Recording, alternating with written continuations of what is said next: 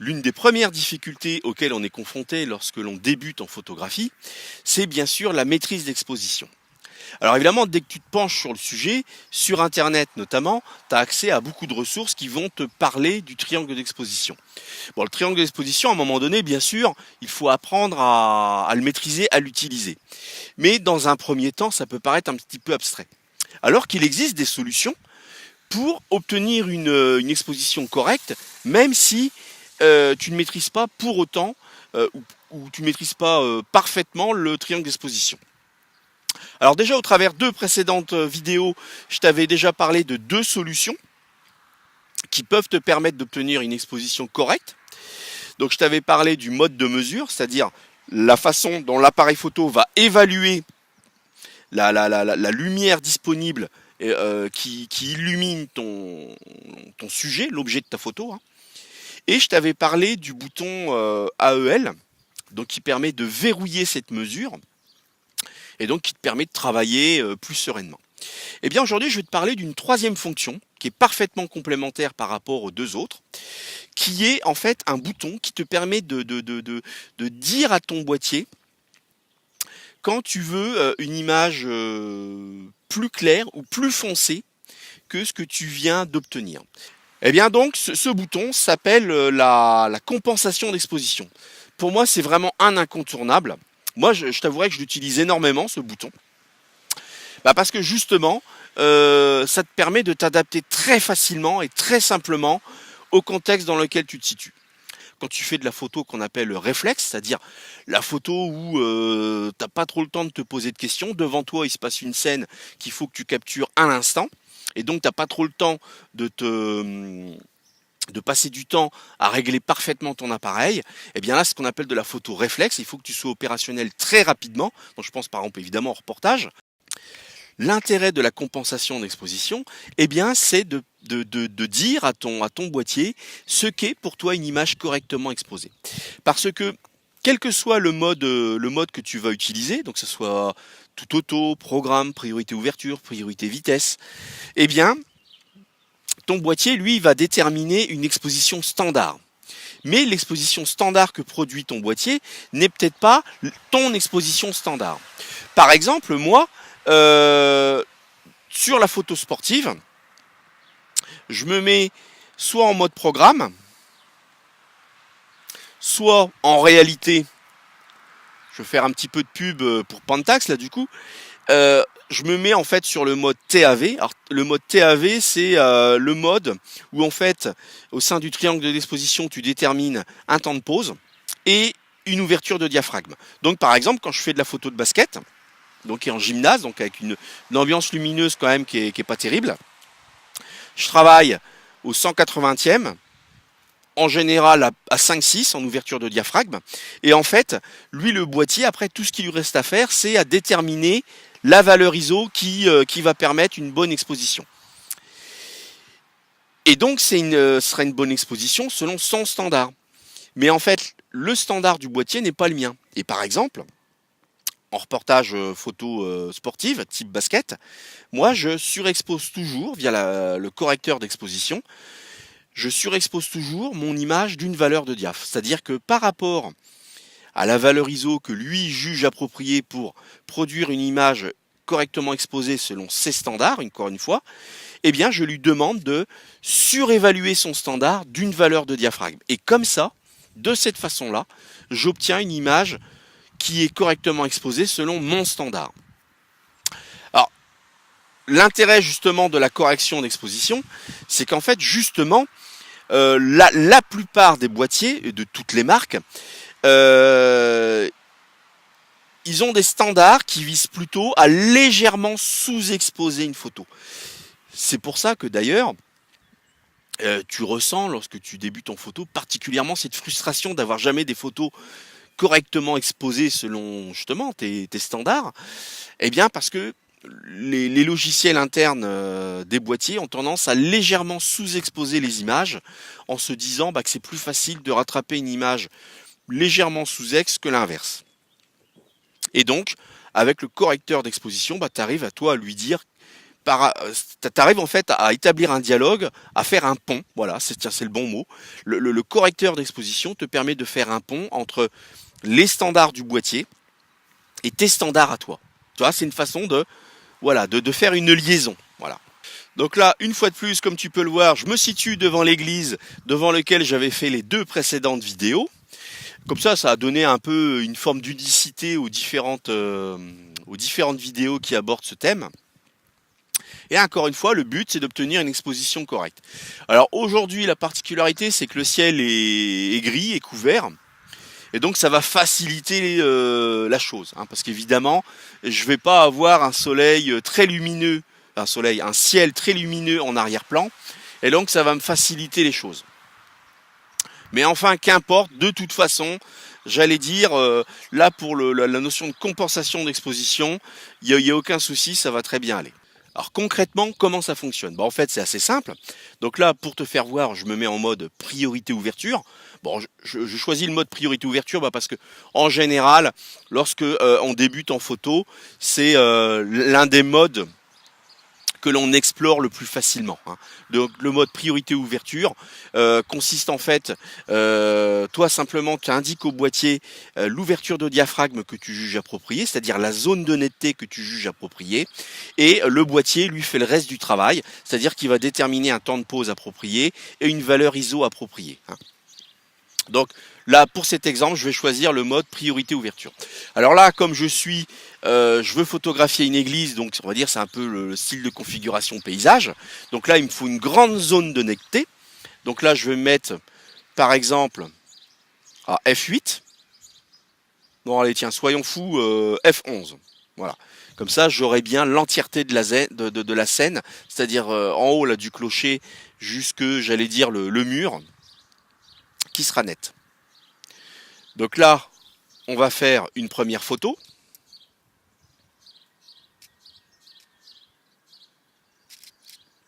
Voilà. Donc là, je m'étais mis également en pondéré central. Hein. Tu vois que je réutilise les points techniques qu'on avait précédemment évoqués dans la première vidéo. Hein. Donc voilà, là il me produit une image. Alors là, j'ai choisi un exemple plus parlant. Parce que là, photographier l'église, c'est assez facile parce que le ciel est gris, donc il n'y a pas de contraste.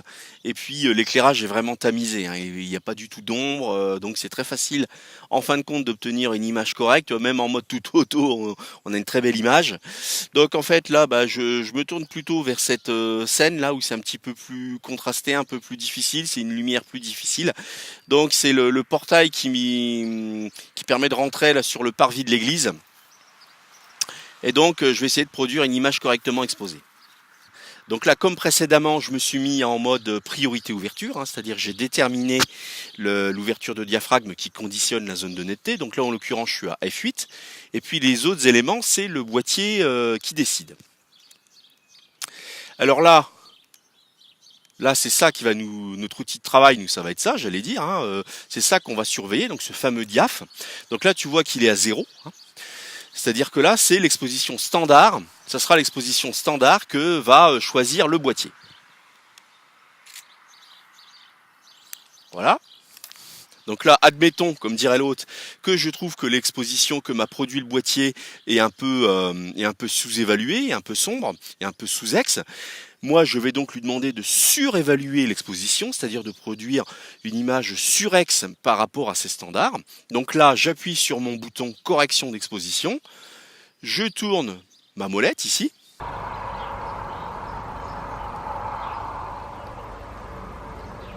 Et donc, admettons, une valeur de diaphragme. Hein. Donc là, je me mets ici sur plus 1. Donc là, maintenant que j'ai réglé la compensation d'exposition, je vais refaire une nouvelle vue test. Et là, je juge le résultat déjà beaucoup plus satisfaisant. Alors évidemment, hein, quand tu appliques une correction d'exposition, le petit diaph que tu vois ici s'affiche également dans le viseur, hein, évidemment. Et en général, c'est aussi reporté ici sur l'écran du dessus. Hein. Parce qu'évidemment, faut bien surveiller ce diaph et surtout, faut le garder présent à l'esprit. Il faut garder présent à l'esprit que tu as demandé à ton boîtier à un moment donné de surévaluer ou de sous-évaluer, hein, suivant les cas, l'exposition correcte standard du boîtier. Hein. Parce que des fois, si tu perds de vue ça, il peut avoir l'effet inverse, c'est-à-dire que tu obtiens une exposition, enfin, tu as complètement oublié que tu as demandé à ton boîtier de surévaluer ou de sous-évaluer l'exposition. Et si tu fais plus gaffe à un moment donné, eh bien le contexte lumineux de la scène, s'il change, ou si toi tu changes de point de vue, ou enfin voilà, eh bien la correction d'exposition que tu demandes d'appliquer à ton boîtier n'est plus du tout appropriée à la scène, ou aux conditions lumineuses. Et donc des fois ça peut t'amener au contraire à avoir des images largement surexposées ou sous-exposées, mais parce qu'en fin de compte tu as oublié que tu lui as demandé d'appliquer une correction d'exposition. Alors il faut faire d'autant plus attention à ce paramètre que dans la plupart des boîtiers, que tu éteignes et rallumes le boîtier garde en mémoire la correction d'exposition que tu lui avais indiqué la précédente fois où tu avais utilisé ton boîtier. Donc tu vois, si tu dans un contexte donné, une situation donnée, t'appliques une correction d'exposition qui convient à ce que tu veux produire, et que tu éteins ton boîtier, tu le ranges dans ton sac, et que genre plusieurs heures ou voire plusieurs jours plus tard, tu ressors ton boîtier du sac et tu te remets à faire des photos, il faut penser à vérifier d'entrée de jeu qu'il n'y ait pas une correction d'exposition qui avait été appliquée, puis qui est toujours en mémoire, surtout ça. Alors également une astuce, il faut savoir que si toi tu juges d'une manière générale que ton boîtier produit toujours des images soit sous-ex, soit sur-ex par rapport à tes standards, à ce que toi tu veux obtenir, il faut aussi savoir que sur certains boîtiers, dans les préférences du boîtier, tu peux lui demander de sous-exposer ou de surexposer tes images par défaut.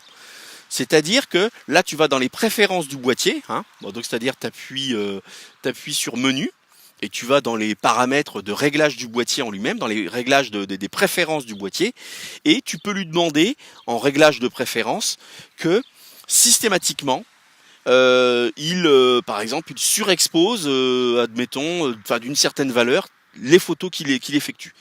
Et ça, c'est quelque chose qu'il faut avoir présent à l'esprit également, mais parce que si tu oublies que tu as indiqué une correction d'exposition dans le mode préférence, ça peut aussi t'induire en erreur. Je me souviens d'une fois, je donnais un cours photo et il y avait une jeune femme donc qui était avec mon groupe, et toutes les photos qu'elle essayait de faire, c'était en fait totalement bouché, totalement noir, et on se demandait pourquoi.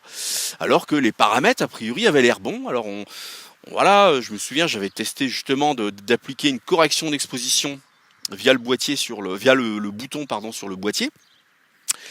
Mais largement, un genre de plus 5 diaph, et puis justement, on avait vraiment des images là à peine correctes et tout.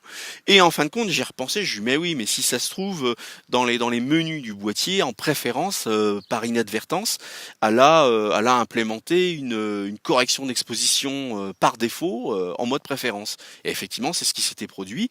En fin de compte, en voulant un peu découvrir, naviguer dans le menu préférence, enfin dans les différents menus, eh bien, elle avait indiqué, elle avait tourné les molettes au moment où il fallait pas, et en fin de compte, elle avait indiqué une sous-exposition de 5 valeurs de diaph. Et donc, c'est ce qui faisait que dans tous les cas de figure, elle avait toujours des photos très très très sombres, tu vois. Et donc, pour te dire, voilà, des fois, ça peut t'induire en erreur. Donc, faut soit vigilant à ça, c'est-à-dire de bien te souvenir des corrections d'exposition que tu indiques à ton boîtier, c'est-à-dire bien consulter à chaque fois le petit diaph. Et également, va jeter un œil dans les préférences de ton boîtier. Tu auras peut-être sous l'onglet prise de vue, c'est-à-dire en général c'est symbolisé par un petit appareil photo, tu vois là c'est le cas, justement une compensation d'exposition par défaut. Donc regarde bien là-dessus. Et là pour le coup, je t'avouerai que je te déconseille de jouer avec cette fonctionnalité, parce que ça induit en erreur et on ne sait plus où on en est en fait. Et là où c'est dangereux, c'est que ça va t'empêcher de te construire des bons standards de prise de vue, tu vois. Et voilà. Donc cette fonctionnalité existe, mais je te déconseille de l'utiliser. Voilà en résumé. Alors tout à l'heure, je te disais que finalement, la correction d'exposition, tu peux l'utiliser sur tous les modes de prise de vue, sauf le mode manuel. Parce que ça, c'est vraiment un cas de figure que je déconseille. Alors pourquoi ? Alors là, toujours face à notre fameuse grille, il y a des sujets plus originaux, je te le concède, mais enfin là, je m'adapte au terrain. Alors là, tu vois, si je veux vite fait déterminer un triangle d'exposition en mode manuel, Alors, pareil, j'ai le petit diaph là ici qui m'indique, hein, si ce que j'implémente dans le boîtier, ça va me donner une image sur X ou sous X. Donc là, admettons, bah tiens, comme tout à l'heure que je veux travailler à f8, voilà, 125e de seconde à 800 ISO, bah il me dit encore que je serai sous X. Alors là, je vais tourner ma molette jusqu'à ce que, voilà, là, pour lui, au 50e de seconde à 800 ISO, j'ai une image correctement exposée, selon ses standards, hein, encore une fois. Donc là, je fais une photo. Et puis moi, je me dis, tiens, c'est trop sombre par rapport à ce que j'aurais souhaité. Donc là, je vais donc lui dire, tiens, je veux surévaluer, via la compensation d'exposition, je veux surévaluer la scène. Donc, pour utiliser la compensation d'exposition dans le mode de prise de vue manuelle, c'est comme les autres modes d'exposition, hein, c'est-à-dire j'appuie sur le bouton et je tourne ma molette pour appliquer une correction d'admettons une valeur de diaph comme tout à l'heure. Alors là, ce qui se passe quand donc tu vois ici la correction elle s'applique bien, hein, tu vois je suis bien à plus 1, mais dès que je relâche mon bouton, l'indice se remet en position 0. C'est-à-dire que là, c'est un peu comme le cas de figure que je te citais tout à l'heure. Là, c'est un peu comme si je lui avais donné une préférence. C'est-à-dire que pour lui, il mémorise que mon standard, c'est de surévaluer d'une valeur de diaph le triangle, enfin comment dire, j'arrive pas à l'expliquer pour le coup. Enfin, la compensation d'exposition que je lui ai indiqué, plus 1, pour lui, ça devient la norme 0. Et là, tu vois, tout à l'heure, devant toi, j'ai bien appliqué une correction d'exposition de plus 1, mais là, pour le coup, tu vois que le diaph, c'est bien mis, enfin, le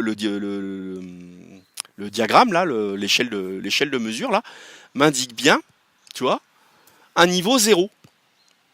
Alors que moi, je lui ai demandé une compensation d'exposition de plus 1. Et si j'oublie que je lui ai indiqué cette compensation d'exposition, eh bien là aussi, tu comprends bien que à chaque fois que je fais des prises de vue, après, en mode manuel, si j'ai oublié qu'à un moment donné, je lui ai demandé de surévaluer d'une valeur de diaph, eh bien ça va m'induire en erreur. Je ne vais plus savoir où j'en suis. Je ne vais plus comprendre pourquoi à certains moments, j'obtiens des images sur X ou sous X suivant la compensation d'exposition. Donc là, c'est pour ça qu'en mode manuel, je te déconseille très fortement d'appliquer une correction d'exposition via le bouton, hein, voilà, parce que ça peut que t'induire en erreur à un moment donné.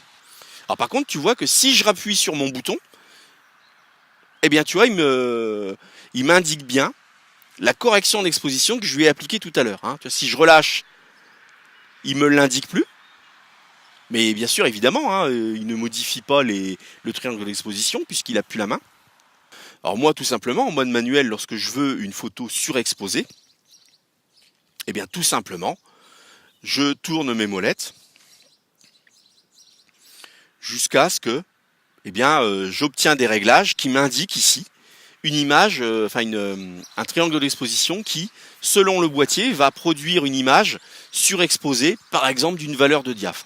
Mais en aucun cas, j'utilise la compensation lorsque je suis en mode manuel, parce qu'à un moment donné, ça peut m'induire qu'en erreur. Imagine que tu fais une série de portraits, par exemple, tu fais un shooting, tu fais une série de portraits, tu appliques à un moment donné une correction d'exposition, parce que tu as pris l'habitude d'utiliser cette fonction, tu verras, qui est, en fin de compte, on peut plus s'en passer dès qu'on a appris à l'utiliser.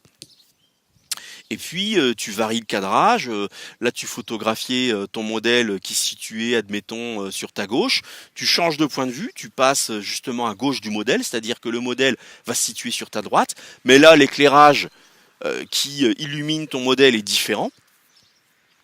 Eh bien tu fais une photo, tu dis tiens je suis à l'échelle 0 mais tiens c'est sur X, comment ça se fait? Donc là tu te mets à trifouiller dans tes réglages et tu te paumes, tu te perds, tu comprends plus ce que tu fais, tu vois. C'est pour ça que c'est dangereux, c'est parce que d'utiliser la fonction compensation d'exposition en mode manuel, ça te fait perdre tes repères et donc du coup tu comprends plus ce que tu fais. Et si tu comprends plus ce que tu fais, évidemment, il y a de grandes chances qu'à un moment donné, en fin de compte, si tu veux, t'aies beaucoup de déchets dans tes photos, hein, automatiquement, parce que tu contrôles plus ce que tu fais, évidemment. Alors aussi une fonctionnalité que j'avais déjà parlé dans une précédente vidéo qui aide bien aussi à savoir si on est surex ou sous-ex et qui est aussi complémentaire avec le fait justement d'utiliser la fonction compensation d'exposition, c'est en fait dans les préférences de ton boîtier pour le coup d'activer l'option alerte surexposition. Hein, c'est-à-dire que quand tu as une image surex, tu as les zones qui sont blanches, complètement blanches, hein, c'est-à-dire ce qu'on appelle brûlées, qui se mettent à clignoter, en rouge en général. Donc là aussi, ça je t'invite à consulter cette vidéo, parce que finalement c'est parfaitement complémentaire avec la fonction compensation d'exposition, avec le mode de mesure. Et j'allais dire, l'intérêt de ces différentes fonctions, c'est que si toi pour l'instant tu te sens pas tout à fait à l'aise avec le triangle d'exposition, ou alors si tu as une pratique de la photo qui t'impose d'être très réactif et donc de pas avoir trop le temps de fignoler tes réglages, et bien simplement en utilisant l'alerte surexposition, en utilisant la compensation d'exposition, plus le fait de savoir utiliser, employer le bon mode de mesure, eh bien j'allais dire, là déjà, tu es déjà capable de produire des images correctement exposées. Hein. Donc là aussi, je vais te mettre le lien, parce que tu vois, ça m'est venu là, en tournant cette vidéo, je me rends compte que c'est parfaitement complémentaire. Alors en conclusion, je dirais que goûter le mode compensation d'exposition, c'est l'adopter. Moi perso, dès que je suis en mode reportage ou dès que je dois faire de la photo comme ça, réflexe, instinctive, eh bien vraiment combiner le mode, la fonction compensation d'exposition avec le mode P permettent d'être très réactif et d'être très efficace. C'est pour ça que c'est vraiment quelque chose d'indispensable vraiment à connaître. Hein. Je parle du mode P, mais de toute façon, même en mode tout auto, hein, tu vois, le mode tout auto justement, c'est un mode tout terrain. Donc j'allais dire, tu peux très bien l'employer. Hein, tout auto plus compensation d'exposition. Et vas-y donc, très vite, ça te permet de t'adapter à la configuration du terrain. Hein, c'est-à-dire tu fais une photo test, paf, tu regardes le rendu sur l'écran. Hein, et puis tout de suite, tu appliques une correction d'exposition et c'est plié. Hein. En même pas une minute, ça y est, t'as la photo que tu voulais. Hein. Bah écoute, j'espère qu'une fois de plus cette vidéo va t'aider à avancer. Hein. Normalement, il n'y a pas de raison. Ça, la compensation d'exposition, c'est vraiment un grand classique. Donc bah écoute, n'hésite pas à partager en commentaire ton témoignage, ton expérience. Toi, comment tu utilises cette fonction, si tu la connais. Si au travers de cette vidéo, tu la découvres, eh bien évidemment, il faut que tu explores cette fonctionnalité. C'est-à-dire faut que tu la testes, faut que tu la retestes, faut que tu la re-retestes. Faut que tu apprennes en fait à l'utiliser, hein, voir un peu comment ton boîtier réagit. D'ailleurs, c'est aussi pour ça que c'est très formateur aussi d'apprendre à utiliser cette fonction, parce que justement, ça te permet de comprendre un peu comment ton capteur et le logiciel surtout qui fait fonctionner ce capteur, eh bien, travaille avec la lumière en fait. Et donc, pour moi, le mode compensation d'exposition, que l'on soit photographe confirmé ou débutant, c'est vraiment un petit peu la fonctionnalité qui te permet justement de jouer avec la lumière très facilement. Hein. Donc encore une fois, si tu es débutant, je t'invite à l'expérimenter. D'ici là, fais-nous ton retour en commentaire. Comme ça, les témoignages des gens, j'allais dire plus avancés, peuvent qu'aider ceux qui sont moins avancés. Ceux qui sont moins avancés, ils vont témoigner auprès de ceux qui sont un peu comme eux, mais qui n'ont pas encore testé cette fonctionnalité, en quoi ça leur a permis de faire un pas en avant, ou plusieurs pas, on va savoir. Et puis, écoute, comme d'hab, n'hésite pas à liker, à partager. Et puis nous, on se retrouve dans une prochaine vidéo. Allez, salut, à bientôt!